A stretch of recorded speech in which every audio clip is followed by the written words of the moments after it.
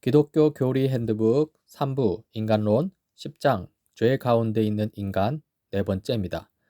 오늘은 추가적 문제들을 살펴보고자 하는데요. 먼저 용서받을 수 없는 죄와 그리고 타락 이후 인간의 자유 문제를 살펴보고자 합니다. 먼저 용서받을 수 없는 죄입니다. 관련하여 성경의 기록을 읽어보자면요. 마태복음 12장 31절 32절입니다. 그러므로 내가 너희에게 말한다. 사람들이 무슨 죄를 짓든지 무슨 신성 모독적인 말을 하든지 그들은 용서를 받을 것이다. 그러나 성령을 모독하는 것은 용서를 받지 못할 것이다.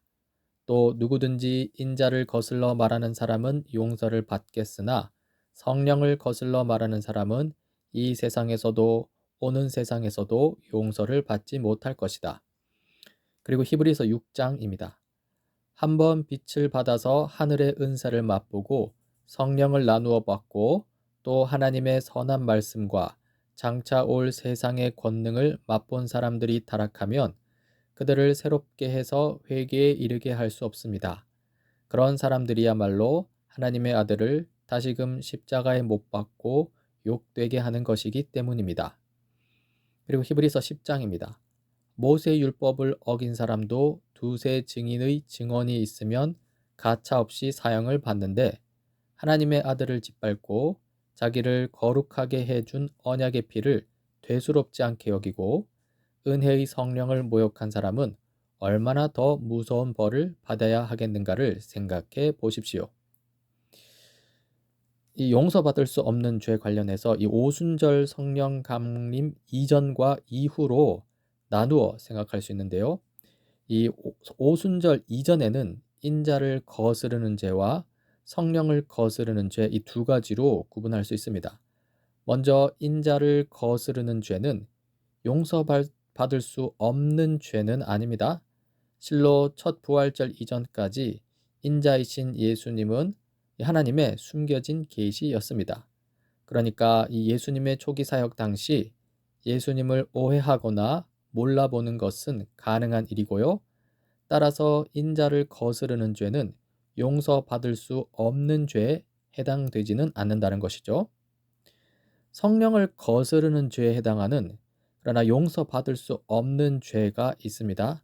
이 바리새인들의 경우죠. 바리새인들처럼 예수님의 전체 사역을 의도적으로 사탄의 행위로 간주하는 것은요, 심각한 죄입니다. 이러한 심각한 죄, 이런 태도가 지속될 경우 용서받을 수 없는 죄에 해당하게 된다는 것이죠.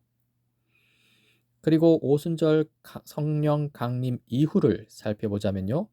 이 오순절 이후 이 인자를 거스르는 죄와 이 성령을 거스르는 죄의 구분은 사라졌습니다. 예수님은 이 부활의 능력으로 하나님의 아들이라고 입증되었고요. 이 십자가의 복음이 성령의 능력으로 전파되었습니다. 그러니까 예수 그리스도와 복음이 명확하게 드러난 것이죠. 따라서 복음과 예수 그리스도를 거부하는 것은요, 그리스도의 진리를 증언하는 성령을 거부하는 것이고요.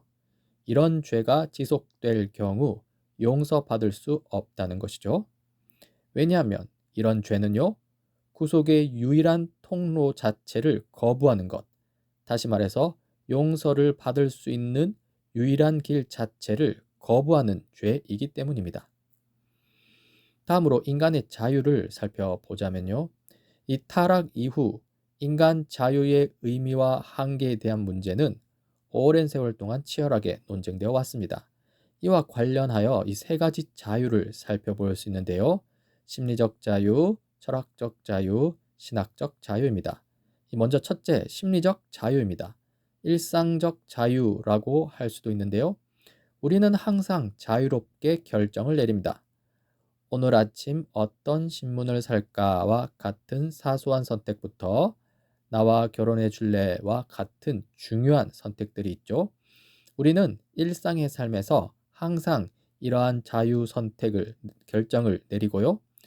이러한 자유는 도덕적 책임의 기초가 되는 자유이기도 합니다. 성경은 이러한 의미에서의 자유, 즉 자발적이고 책임 있는 자유 선택 능력이 그리스도인이든 비그리스도인이든 모든 사람에게 다 있다고 전제합니다. 이때 주의해야 할 점은요.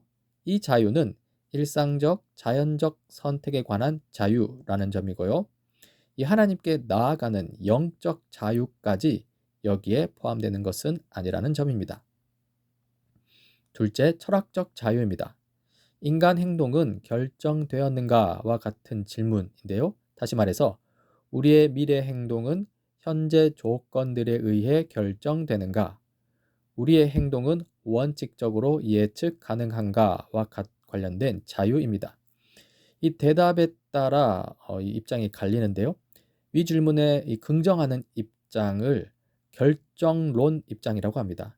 인간의 행동은 원인에 의해 결정된다는 것이죠. 이 부정하는 입장을 자유론, 자유의지론이라고 합니다. 인간은 자유롭게 선택한다는 것이죠. 이 양립 가능론이라는 것도 있는데요. 결정론과 자유론의 절충 입장이라고 보시면 됩니다. 그러면 위의 질문에 대해서 성경은 어떻게 대답할까요? 성경은 이 질문에 대해 명시적으로 긍정하거나 부정하지 않습니다. 하지만 그렇다고 인간의 책임을 제거하지는 않습니다. 인간의 책임을 인정하는데요. 이와 관련해서 이 성경의 관심사는 성품입니다. 이 성경은 성품 형성을 매우 중요하게 보는데요. 갈라디아서 6장 7절도 이 맥락에서 이해할 수 있습니다. 사람이 무엇으로 심든지 그대로 거둔다. 그러니까 인간의 선택과 행동은요, 자신의 성품을 형성합니다. 따라서 인간은요, 자신의 행동뿐 아니라 성품에 대해서도 책임을 져야 한다는 것이죠. 셋째, 신학적 자유입니다. 이 관련하여 이런 질문이 있습니다. 비그리스도인이 하나님의 뜻을 행할 자유가 있는가? 특히 회개하고 그리스도를 믿을 자유가 있는가? 이 성경의 대답은요, 불가능하다입니다. 영적 무능력이라고 하기도 하는데요. 타락으로 인해 인간의 의지는 죄에 종속되었습니다. 따라서 인간은요, 스스로 하나님의 뜻에 순종할 수 없고요, 스스로 하나님께로 돌이킬 수도 없습니다. 이런 영적 무능력 상태에서 성경이 제시하는 해결책이 있습니다. 하나님께 나아가는 것은 인간의 선택이 아니라 하나님의 주권적 역사에 달려 있다는 것이죠. 이 하나님의 나라에 들어가는 것은 오직 하나님의 주권 아래 성령의 거듭나게 하심, 곧 중생을 통해서만 가능하다는 것입니다.